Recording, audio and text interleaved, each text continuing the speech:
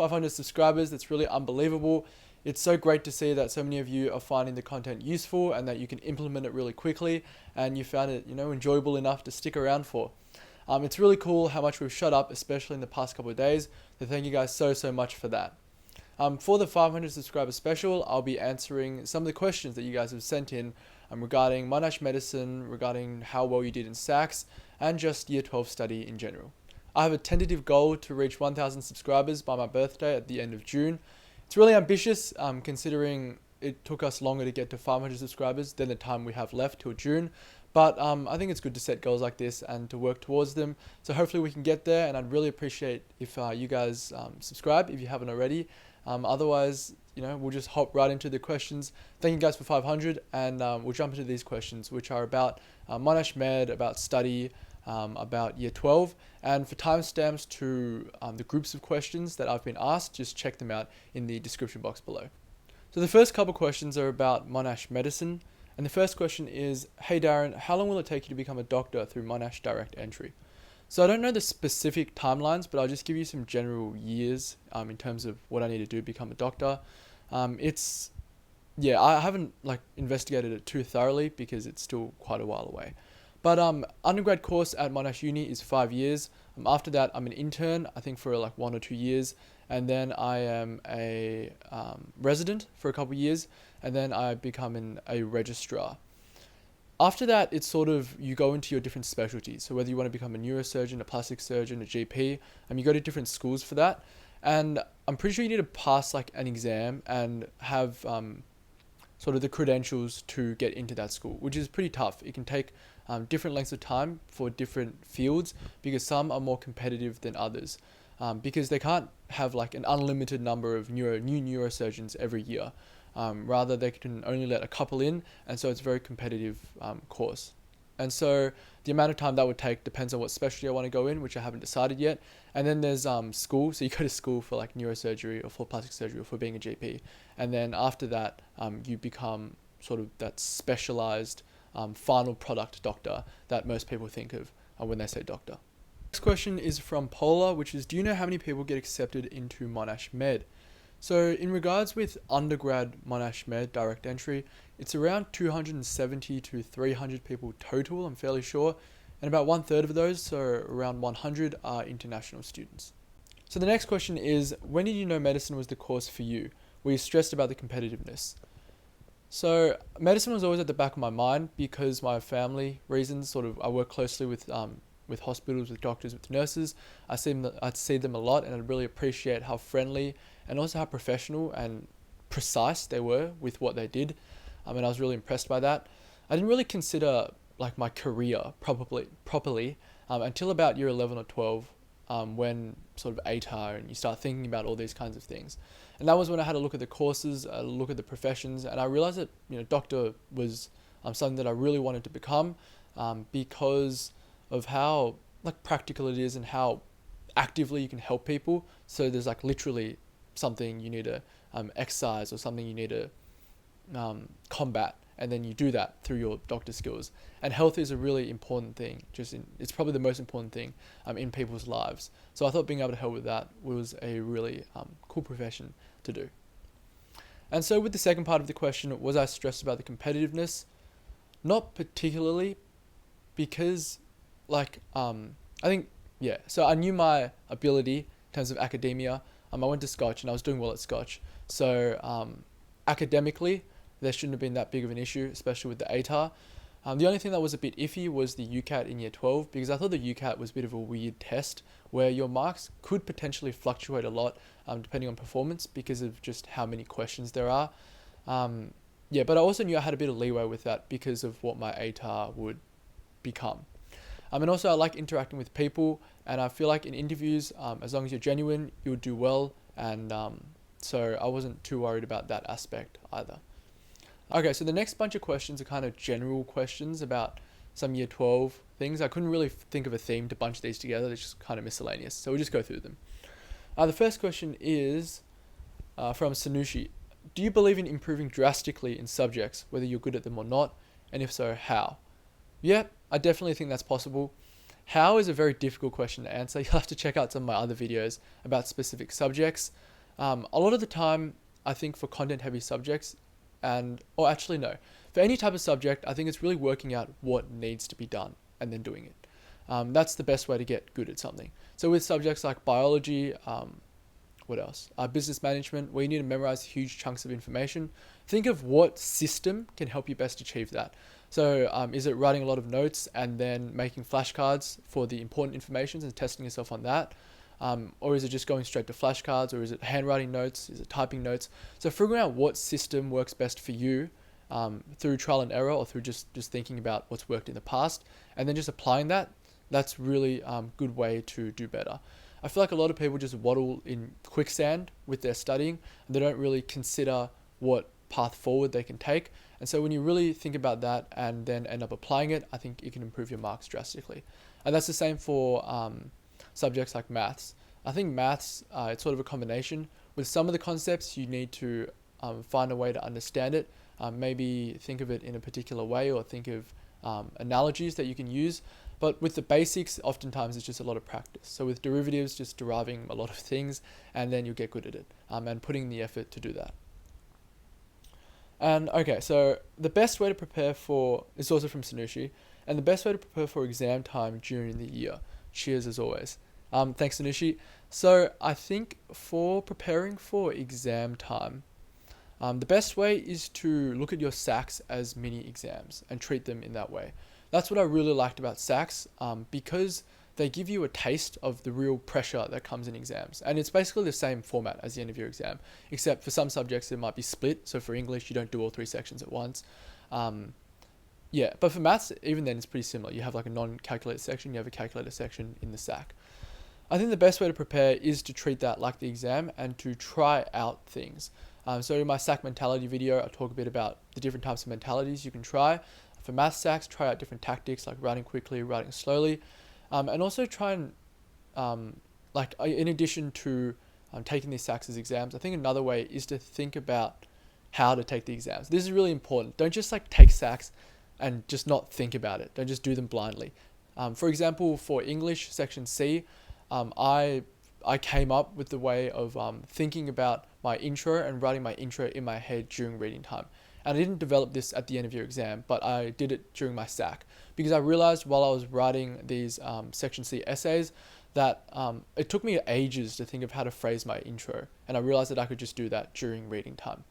So the 2 main ways to prepare for exam time: 1, treat each sac like an exam as a way to test out what works for you or not. And secondly, just think really consciously about exam technique, some of the finer detail stuff.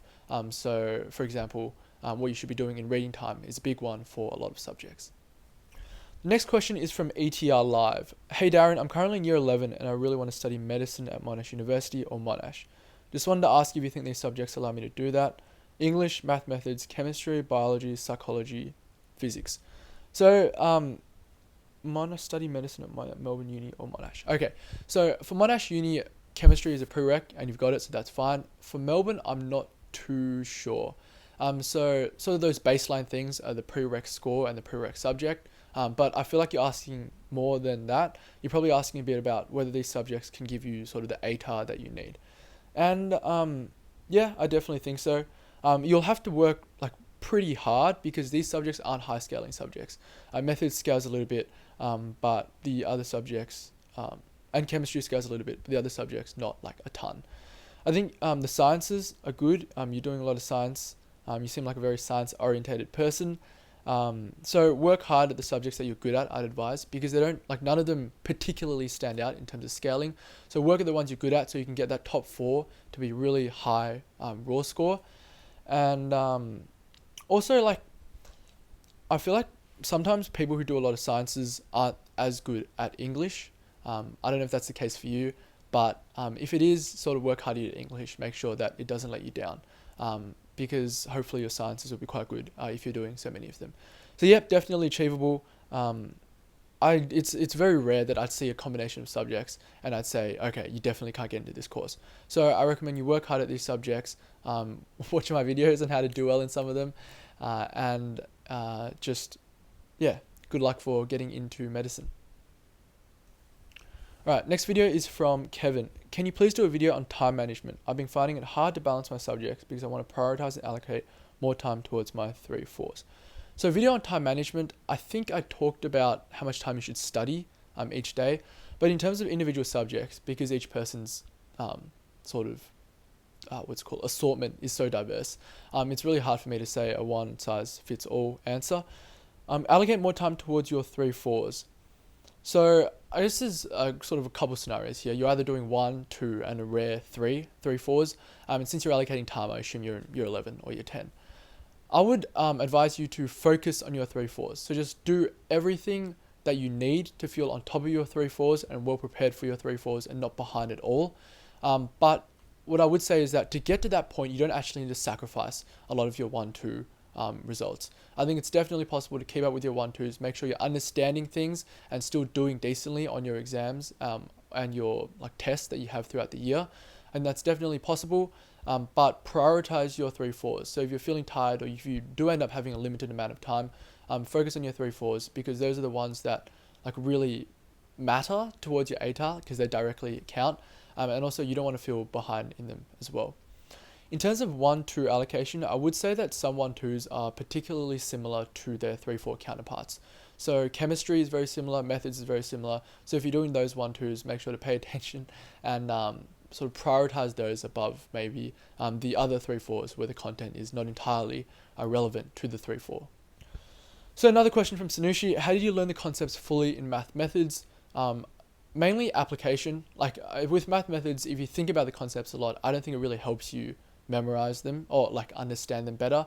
I think it's more applying them to questions, see the different ways you can apply concepts, and that usually comes through the way they word questions and different scenarios that you can apply them, and through understanding how one concept can be twisted into so many different forms and can be used in different kinds of questions, you'll have a better understanding and be able to learn the concepts fully in this subject. So the next question is from Bale. Just wanted to know how much you were averaging for your sacs to know what to average because it's not going well for me right now. So Bale, and what is this? The crying emoji and the praying emoji.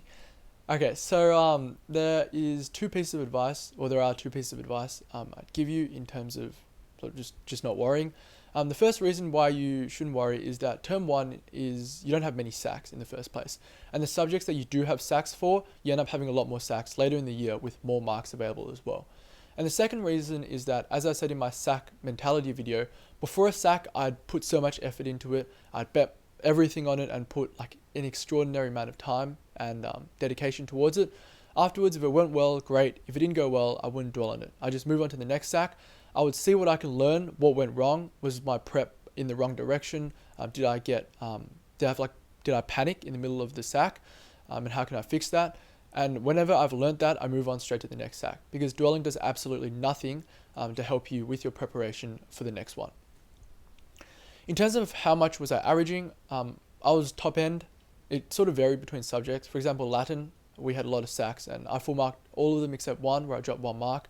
For subjects like chemistry, I dropped a couple more marks. Maths, I didn't full mark any of them, but I dropped say 2 or 3 marks. In terms, I was top end for all of them. So I was ranked 2 for 4 of my 6 subjects, and I think ranked 4 for the other 2. So I wouldn't advise you to compare to me for 2 reasons. Your goals might be different, and also because schools are a bit different as well. Some schools just have really tough sacs.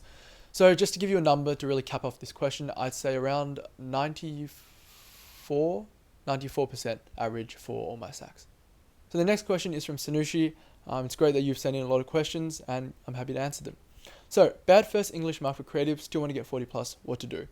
So I'd like to say that creative sac was also my worst sac. I was extremely disheartened. I zoomed my teacher afterwards because I was upset as well. Grand scheme of things, creative sac is worth the least apart from your oral, which is 10 marks. Creative is 30 marks. It's worth very, very little and it doesn't come up in the end of your exam. No creative, nada. So I wouldn't worry too much about it. Bad first English mark. And I wouldn't say it affects you in the grand scheme of things as well. So like I said with Bale, just move on to the next sac and the next types of things. As to how much you can learn from your creative sac, maybe for me personally, I spent way too much time on it. I wasn't working efficiently, and I spent too much time and trying to hack the system. trying to write like the similar pieces for all my responses, and it shifted a little bit, which just wasn't the best thing to do. And I tried to emulate my teacher's writing too closely. So those were the things that I learned from my mistakes. For you, I think just reflect on what went wrong. Sometimes what went wrong just doesn't carry through to your other sacs because the creative doesn't crop up again. So I wouldn't worry about it. You can still definitely get 40 plus. And yeah, I recommend just work hard at the next sacs. Question from Ketsia. Right now I want to get into Bachelor of Science in University of Melbourne. I want to go into MD postgraduate. I'm doing chemistry, physics, literature, methods, French, music performance. Any tips on how you can get better? To be honest, your first ever SAC results were so bad. Do I have tips on how I can get better? How you can get better? Okay, so get better is a very general term. Feel free to DM me or leave another question in the description box if you want to specify in what subjects. Once again, I recommend you check out some of the subjects that I've talked about, but really reflect on why you did badly. Was it like something simple, like you just didn't put enough time in it? Was it you panic a lot under pressure when you see a question you don't know how to do, you just lose it? Or was it maybe you put effort into the wrong place for this particular subject? Yeah, so really reflect on what went wrong. That was key. That was what lifted my year 11 performance up to my year 12 performance. Because year 11 I sort of underperformed, and I really reflected. It was tough, but I had to really reflect on what went wrong there. And then I was just too nervous. I was in my head too much, too competitive, and which is something I thought about throughout year 12 to try and fix that. So Ketsia, your subjects are a bit diverse for me to give a way to get better at all of them. I would say that don't get too stressed if you didn't do that great in your first bout of sacs. Term 1, you really don't have that many sacs, and for all those subjects, bulk of the sacs come and bulk of the marks come later in the year, and you have that end of year exam as well. So don't get too worried about it. That's the big advice I have. Just don't stress too much over how badly you did in term 1. Learn what you can, move on, and do your best and apply those things you learn in term 2. And here's a more casual question from Happy Hour. Did I do any extracurriculars? In terms of extracurriculars, COVID took away basically everything. I did a bit of public speaking over Zoom, but that was the extent of what I did. Before COVID, I would do things like swimming, just outside of school year long. I'd also do school sport, things like basketball, and I did a bit of debating, but that was really early on in my high school career. Next question is from Sputterlicious. What was the worst SAC grade you got? Love your vids. Thank you. I really appreciate it. So the worst SAC grade I got A+ for all my sacs. So, yeah. But I think the next question might help clarify a bit more. What's the lowest mark you got from Rapid 2? So my worst subject was chemistry, and my worst mark was a 39 out of 45 on the last chemistry SAC. The next couple questions are subject-specific questions. I do urge you guys to watch my videos on many of these subjects, except Latin. I don't have a video out on that yet, but someone asked about Latin, which is pretty cool. With the other subjects, I've covered them, so please give them a watch. Anyway, with the questions, we have one for, hey Darren, how did you study for chemistry? Did you keep writing your notes, mind maps, or flashcards? I find it difficult to study chemistry and bio. So what I did and what I recommend are a bit different. My teacher had really good notes in year 12, and I used those. At the start of the year, I would make my own notes as well to complement those and to clarify things. And I would write things from memory, like I'd write out cells, or I'd write what I know about thermochemistry. Towards the end of the year, because I had to allocate more time to other subjects, and I probably got a bit lazy, I didn't do that anymore. What do I recommend is to write notes that you really understand, because when you learn a new topic, you have a lot of questions. So someone hits you with, okay, this charge goes here. Naturally, why? And does this change? All these questions really pop up in your head. I would encourage you to find the answers to all these questions the moment you learn them or soon after you learn them, and write them all down so that you can refer to them later on in the year. And to memorize these, definitely make flashcards as well to sort of frequently test you on that information so it sticks in your brain. In terms of mind maps, I think mind maps are a good way of, well, they're pretty good in general. You can use them to understand things. So when you get a lot of information about one topic, it's hard to see how they all fit together. And mind maps can help you clarify that in your head. And they're also good to test whether you know something. So when you want to sit there and you want to test how well you know a certain topic, write down the topic, write down all the links, all the mind map bits that you remember, and see how well you know the topic. Also, I would say work out what parts of chemistry and bio you find difficult. I think bio is a bit different, but chemistry, there's like maths components involved, as well as the content side. If you find maths hard, I just recommend a lot of practice and understanding sort of the formula as well. And the units for the formulas are really important. And you can use flashcards to memorize those units as well. Okay, so the next question is from Enkley about English. Hi Darren, I just wanted to ask how you structure your argument analysis essays. And yeah, I've read the rest of the question, so I know it. I structured it chronologically, so I just go through the piece chronologically. And to address your concern about how some arguments might crop up later that I mentioned earlier, usually when they do crop up, they're not as like fleshed out because the person's already talked about the argument a lot here. They're not going to repeat the whole thing later. What you could do is when we get to that argument is to just say he further strengthens his previous argument, or he elaborates on his initial argument that. And I think that shows a good awareness of how things link together. I like to analyze things chronologically, and I think this is the best reason and justification for this, is that this is the way that the reader is intended to receive the information. And the reader is intended to receive it in this specific order. And so when you analyze it, you can really nail down the effect, because this is the effect that the author intended. And so, yeah, that's why I structured my analytical commentaries chronologically, but I would chunk them in sort of ideas. So 5 or 6 ideas in the whole piece. Oh, and also just a tip with the image I would tie into where it's mentioned. So there was an Apple piece where they were slamming Apple's flagship store, and the picture of the Apple store was like really golden and flashy. And there was something in the text that mentioned glossy and gold rimmed, and so I'd link it with that. So not necessarily where the image appears in the text, but more like where it physically appears, but more where it's mentioned, and more where the author's argument actually is supported and ties in with the picture's intention. And that's when I would link that in. The next question is from Wilson. Really helpful advice. Thank you. I really appreciate it. Do you recommend using the textbook or making your own notes as your bound reference?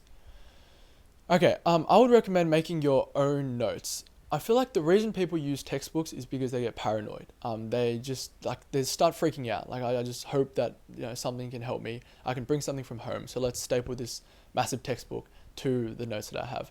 What I think is much more useful, and you have to reason this in your head, is making your own notes, because they are individual to what you're confused about, what you don't know. They have your mistakes and common mistakes, and you can navigate them much easier. In the textbook, you're not going to go through the index and find what you need. And oftentimes the information there is very basic and won't really help you. What I highly recommend is to make your own bound reference, especially earlier in the year. You can really make sure it's thorough and catered to you. And so I would definitely recommend that over the textbook. And in particular, I know that there is very few people at the end of the year who rely heavily on their bound reference, at least from my experience. So that makes the textbook even more redundant. It's better to have things that are catered to you, specific to you. And I feel like that is much more reliable than a textbook, even though a textbook looks really thick and has a lot of info in it. Next up, we have a question from Sammy. Can you talk about how I went about methods and my success in the subject? Did I have the AP SAC? So I think I answered the AP SAC question in the live stream. Our AP SAC was structured a bit differently to yours, but I tried to give my best advice for yours in the live stream, which you guys can hop onto whenever you see me streaming. I'll just be studying and answering questions. So how I went about methods and my success in the subject. So in year 11, I put a lot of time into methods. I did a lot of questions, but I got like a 46, which is lower than I should have got. And I feel like the reason for that is I didn't really think about how to do questions, because I just madly went about writing, doing a lot of questions, and also that sort of toxic mentality of feeling like you really need to compete with people. You got to keep everything to yourself, can't share with others. I feel like that influenced me to not do as well as I could have, and so I was sort of did a lot of questions, seemed like I was doing a lot, but wasn't working smart, and so I didn't do as well as I could have. In year 12, I just didn't put much work into it, which is why I got the same score as I did in year 11, but it felt much healthier and I enjoyed the experience. So yeah, I'll recommend thinking about how you want to do, how to do the questions, how to set them out, because the questions at their base do repeat themselves. So how you structure an answer for binomial distribution. And when you find the most efficient way for that, you can replicate that in all those similar questions. And it's good to think about that rather than just blindly doing questions. Next question, we have one about Latin from Lex. Hey Darren, for Latin, did you study vocab intentionally or did I learn vocab from doing more unseens? Great video, love your content, keep it up. Thank you, you have been supporting me for a very long time, I really appreciate it. Okay, so I would prioritize knowing how to translate unseens. And when I say knowing how, that would be sort of knowing where the words fit. So this is the noun and the adjective, they go together. This is the verb, this is the adverb going with the verb, this is the object, knowing where all that is. And then after that, you want to be able to know what the words mean. So you do use the dictionary quite a bit in Latin, but I would advise it like at least be at a point. The bare minimum is to be at a point where you don't feel like you have to stop every single time, where it's ruining your flow and really stopping you from being able to translate this sentence. You want to be able to know the vocab quite well, and like if you really want to improve upon yourself, I just recommend there's like lists of vocab. There's called Masterman's lists, and there's other lists out there as well with the most common Latin words. I recommend reading through those, learning them, because they're really helpful. They help you become so much more fluid in your translations. But it's definitely not the most important part, because you do get a dictionary and there are other things to work on, like your poetic techniques and your comprehension for the Aeneid. Like if you have to look up every word, and that sounds like quite a lot, then I recommend you really, it's really advisable to improve your vocab, and it feels so good once you have a grasp of it, because your translation is just so much more fluid. Okay, and in terms of me, did I study vocab? I studied vocab intentionally in the later parts of the year. My vocab wasn't that good, it was like okay, but in the later parts of the year, when I had a good grasp on my poetic techniques on the Aeneid, that was when I started doing a lot of Quizlets on the vocab, and I found it helped so much, and I was really happy with it. But it's not the number one priority, but I feel like it helps out your Latin a lot. And also, when you do unseen, sometimes you'll see words, and I think it's just good to learn them, unless they're like very esoteric. But in general, if you do an unseen and there's some words you don't know, I recommend write it down, add it to your Quizlet or Anki, and learn the definition for it. So the next couple questions have come from Instagram, where I left up questions for you guys to ask, and this is what you guys sent in. So, how to study for English? That's a pretty broad question, but I would say generally there's two parts. One is understanding the text, the themes, the analysis, and two is writing practice essays. With practice essays, I advise you to write it to the best of your ability at that point in time. So that means your teacher's feedback would be all new, all improvements, rather than like reminders of things that you didn't do. And then after that, take your teacher's feedback in, and then incorporate it for the next one. So that means your best has just been improved by a little bit, and that's how you get better and better and in English. I'd also recommend reading high-scoring responses that your teacher might give or your teacher has written, and they can help inspire you to write and give you a lot of good ideas and vocab as well. Next question, how many practice English exams did I do? I did a lot of like individual writing. So for example, I just write a section A essay, because section A, so text response, you do it early in the year, and I forgot like a bit of it later in the year. So I did a lot of those over the term 3, term 4 holidays to prep for that. But like full on 3-hour exams, I sat 2. One where it was sort of compulsory for us to sit it, and the other one which is a bit more voluntary, but I still sat it at school with a couple of my friends. And also, how many essays did you do to prepare for each sac? Okay, I don't think I did that many. I'd say 3 or 4 for each sac, but they were lengthy, they were like analyzed really thoroughly. I try analyzing different parts of the text. And in addition to those 3 or 4, I'd also plan topics and write practice paragraphs as well. That would be more for the comparative and for the text response. Whereas for the AA, I would look at a piece of writing and identify features and think about what I write for them. The next question is an interesting one, which is, if you went back to VC, which subjects would you have done to be best prepared for Med, and not the subjects that would have given the highest ATAR? I would just like to say that in year 11 and 12, I did the subjects that I really enjoyed. These happened to be ones that I was good at, and also ones that had high scaling. And I would also like to say that there's no need to do subjects in high school that will prepare you well for uni, unless it's a prereq, because like you can catch up in uni, and you won't be that behind anyway. I know sometimes I bang on about it, how like I didn't do bio, and a lot of meds bio, but it's just fun to catch up and interesting to learn and learn fresh content as well. So like I don't think there's a need to do this, but in this hypothetical, to prepare for medicine, definitely biology. From what I've heard, like a lot of the first couple of weeks content is biology. Chemistry, I would do psychology, because I've heard some of the sort of mindfulness lectures and all that is related to psychology. Your rights in the law, or not, what's it called? Yeah, it's called legal studies. So legal studies, psychology, chemistry, biology, and I'd probably just do English, because I feel like just writing well is helpful in any kind of uni course. And if we wanted to do a sixth subject, then I'd probably say like further maths or math methods, because there's like a little bit of maths thinking in medicine. So yeah, sounds really weird saying those six subjects because I haven't done a lot of them. But yeah, that would be the lineup if you wanted to be like 100% prepared for medicine. So the last two questions are quite similar, and they are: how do you handle all the paparazzi, and how do you handle the fame that comes with being the number one in Victoria? Okay, so these questions are quite frivolous, but I think they strike quite an important point. And the reason why I'm not overly proudful about my achievements is because of how good of a position I was put in without my direct influence. So I have a like strong belief that up until the age of about like 15, 16, you don't really have much control of your life or how you develop as a person or how you are or what position you're in. A lot of it is your family, your friends, what kind of environment you're born in. And for me, I was fortunate that all those factors were really, really good. I have a fantastic family who sent me to an incredible school, and I was in that environment where I consistently did well. Like from the time I was like a little kid, I would do well in tests. I'd want to do well, and having that for all those years where I didn't have much autonomy, up until when I did have autonomy, meant that I was much more likely to continue with wanting to do well and wanting to continue with the good habits that I'd built up to then. I was also really lucky in terms of subjects. So my dad was the one who urged me to try out Latin and see if I liked it. My special tutor, was the one who wanted me to do English language. And, in year 12, I had fantastic teachers, like the best lineup of teachers anyone could hope for, honestly. And my classes were fantastic.